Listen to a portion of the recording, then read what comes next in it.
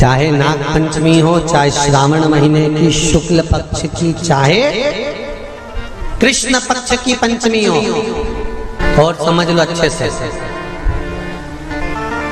श्रावण महीने की पंचमी के दिन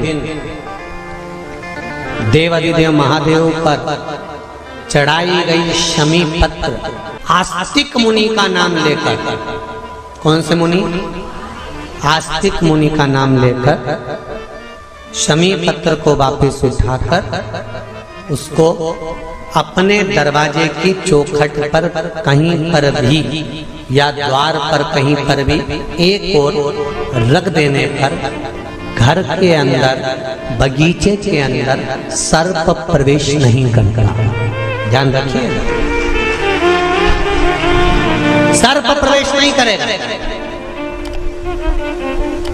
शमी पत्र समर्पित करने पर, उस शमी पत्र को आस्तिक मुनि का स्मरण करने, कौन से मुनि है? आस्तिक मुनि का स्मरण करने पर भीतर घर के अंदर बगीचे में सर्प भी प्रवेश नहीं। उस शमी पत्र में जया, विषहरा, शामली वारी, दौतली और देव, ये पांचों कन्याओं का भाव प्रकट हो जाता है और वो कन्याएं हमारे घर के द्वार की रक्षा करती हैं। तुम्हारे घर की बहन बेटी क्या करती है? तुम्हारे घर की बहन बेटियां क्या करती हैं? घर में बहन बेटी आती हैं तो बद्दुआ देकर नहीं जाती। घर में कन्याएं रहती हैं, बद्दुआ नहीं देती। घर की बेटियां जब दरवाजा छोड़कर शादी कर वाले दिन, विदाई के दिन अगर जाती भी हैं तो बेटियां हाथ में धान भरकर फेंक कर जाती हैं कि मेरा मायका खूब फले फूले, आगे बढ़े। छापे लगाकर चली जाती हैं कि हमने हमारी जीवन की सारी दौलत, जीवन का सारा सुख अपने मायके में दे दिया है। वो बेटियां होती हैं। तो जया, विषहरा, शामली बारी, दौतली, देव, ये उस घर में निवास करती हैं जिससे ये पंचमी, कौन सी तिथि? पंचमी, चाहे वो शुक्ल पक्ष की हो, चाहे वो कृष्ण पक्ष की। श्रावण महीने की पंचमी के दिन शंकर भगवान पर जिस परिवार के व्यक्ति का कांवड़ जल हमने बताया है आपको, जरूरी नहीं है कि डंडा बांधकर 2 कावड़ के जल के लोटे लेकर जाओ, आप अपने हाथ में भी 2 पात्र लेकर जा सकते हैं। पंचमी तिथि के दिन हाथ में 2 लोटे जल के, 2 कलश जल के जब हम शंकर भगवान को चढ़ाते हैं तो ऊपर जो कमंडल होता है शिव जी के ऊपर जलधारी होती है, जिसमें जया, विषहरा, शामली बारी, दौतली और देव, शंकर भगवान की 5 बेटियां जिसमें विराजमान होती हैं। जब हम जल समर्पित करते हैं, हमारे पीढ़ी में, परिवार में अगर कोई अधोगति में मर गया होता है, कुंवारी अवस्था में चले गया होता है, गर्भ में मर गया होता है, गर्भ के बाहर निकलकर भी अगर कुंवारी अवस्था में चले गया होता है, तो श्रावण महीने की दोनों पंचमी पर परिवार का अगर कोई एक व्यक्ति भी जल चढ़ा देता है शंकर भगवान पर, तो सर्प की योनि में नहीं पड़ता, जीव मुक्त हो जाता, प्रेत योनि में, सर्प की योनि से मुक्त हो जाता।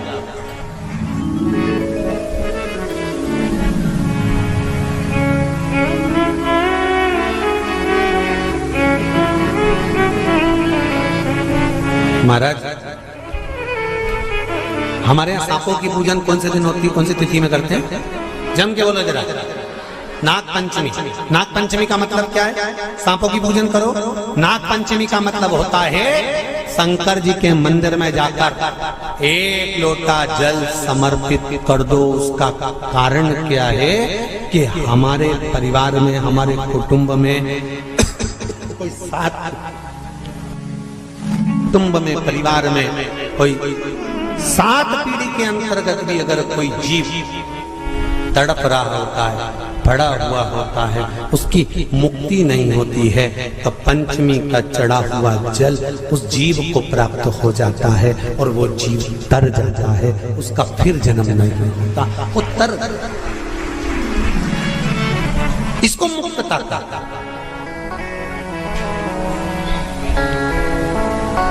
इसको मोक्ष का।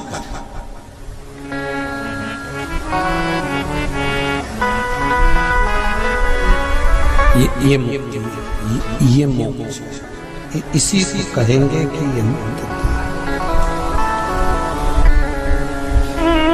महाराज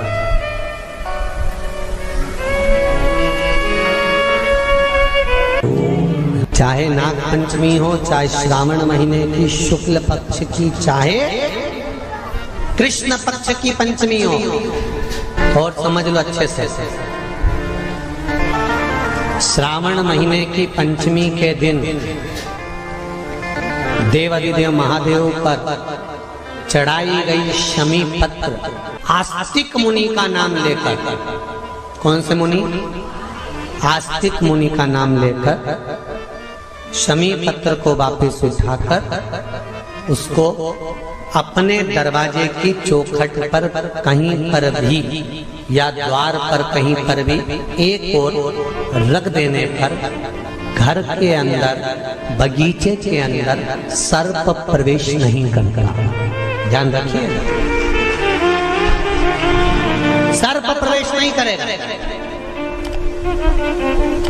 शमी पत्र समर्पित करने पर, उस शमी पत्र को आस्तिक मुनि का स्मरण करने, कौन से मुनि है?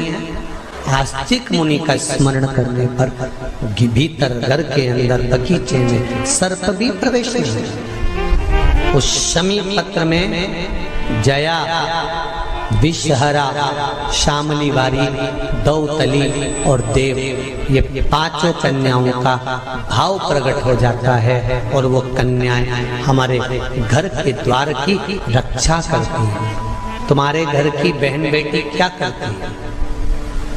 तुम्हारे घर की बहन बेटियां क्या करती हैं? घर में बहन बेटी आती हैं तो बद्दुआ देकर नहीं जाती। घर में कन्याएं रहती हैं, बद्दुआ नहीं देती।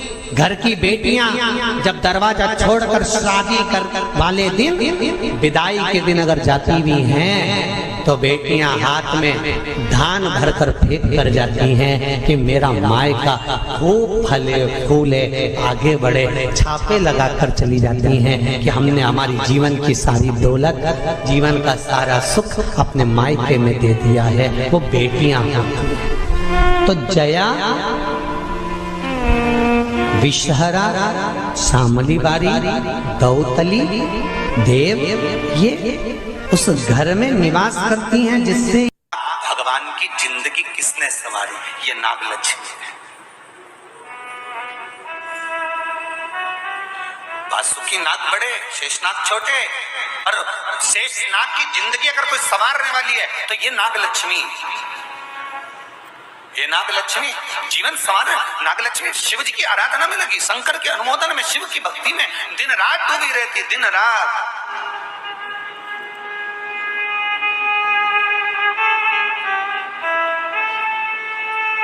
कितना सुंदर संवाद है। पान की बेल में, पान जानते हो? तांबुल, जो खाने वाला पान होता है। पान की बेल में चारों तरफ से बेल लगाकर नागलक्ष्मी उसमें बैठ कर शिव की आराधना करती थी। इसलिए आज भी शास्त्र के हिसाब से देखा जाए तो सबसे ज्यादा सांप, सबसे ज्यादा सर्प, सबसे ज्यादा नाग नागिन, सबसे ज्यादा सर्प अगर कहीं रहते हैं तो जहां पान की खेती होती है, जहां पर तांबुल उत्पन्न होता है, जहां पान की बेल होती है, सबसे ज्यादा सांप वहीं पर पाए जाते हैं। सबसे ज्यादा सांप वहीं पर जाते हैं। और जो पान उतारने वाले रहते हैं, पान तोड़ने वाले रहते हैं, पान बेचने वाले रहते हैं, जिनको हमारे यहाँ सहज भाषा में चौरसिया कहते हैं, इनका एक विधान रहता है कि सांप पान के उस बेल में चारों तरफ रमे रहते हैं। पान की बेल में सांप के बच्चे चारों तरफ भ्रमण करते रहते हैं। और ये चौरसिया पान उतारने वाला, बेल में से पान तोड़ने वाला, सांप के बच्चों को उठाकर, सांप को उठाकर उधर रख देता है और पत्ते तोड़ लेता है, पत्ते तोड़ लेता। उसको सर्प नहीं डसते। क्यों? क्योंकि यहाँ पर वर है इन चौरसियाओं को। कई चौरसिया लोग सोचे होंगे कि हम नाग की पूजन करते हैं, हम सर्प की पूजन करते हैं, नाग पंचमी पे हम सर्प का स्मरण करते हैं, हमारे कुल देवता के रूप में हम सर्प पूजते हैं। पर कभी चौरसिया ने विचार करा कि आखिर तुम्हें कौन सा वर प्राप्त हुआ कि तुम्हें सर्प नहीं डसेगा? तुम्हें कौन सा वर प्राप्त हुआ कि सांप तुम्हें नहीं काटेगा? पान उतारते समय, पान तोड़ते समय, पान को ले जाते समय सर्प तुम्हें डस नहीं करेगा। क्योंकि जिस समय पर नाग लक्ष्मी भगवान शिव की आराधना करती है पान की बेल के पास में, उस समय पर एक सहज भाव में, एक ग्रामीण, एक सहजता उस नागिन को आते हुए देखता था, नाग लक्ष्मी को आते हुए देखता था। जो नागिन कभी तो सुंदर स्त्री का रूप, लक्ष्मी जैसा रूप बना लेती है और कभी नाग का रूप बना लेती है। बड़ा विचित्र उसको लगता था। और वो एकांत में बैठा, इसने आकर देखा कि नाग लक्ष्मी सेवा में लीन रहती, किसी जीव को वहां आने नहीं देता। शास्त्र तो यहाँ तक कहता है कि जब नाग लक्ष्मी पूजन करती थी तो कहा, पूछा गया, ये कोई जीव इसके पास में ना आए तो इसको बचाता था वो।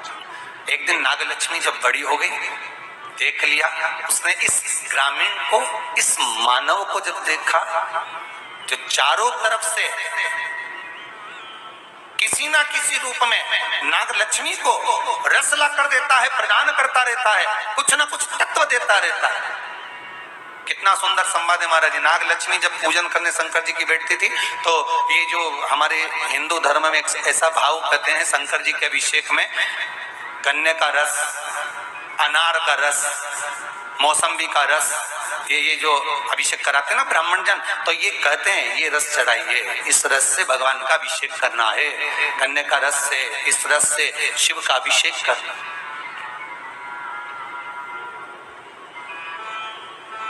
पुला कर देता है, रख देता है। तो रोज नागलक्ष्मी को रोज आश्चर्य होता कि आखिर ऐसा कौन है जो लाकर रोज रख देता है, कौन है ऐसा?